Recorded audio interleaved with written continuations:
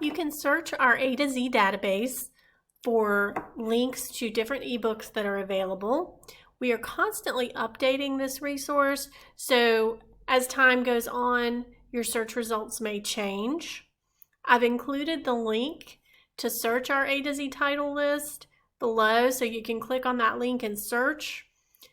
Simply go to the link, select ebooks, and where it says title, you can actually just put in any kind of keyword or term that you would want to search. So let's put in teaching, and we'll see what ebooks we get that relate to teaching. Okay, so I have several books that come up with teaching. Obviously, like with any search, the more keywords that you give it, the more specific you are, the less results you'll get, but they may be more applicable.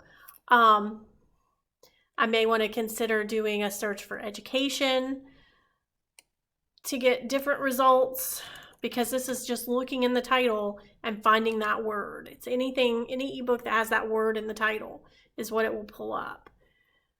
But this is a great source to pull in ebooks for your class if you've got a topic you're teaching. Now, I will point out, you can also search articles.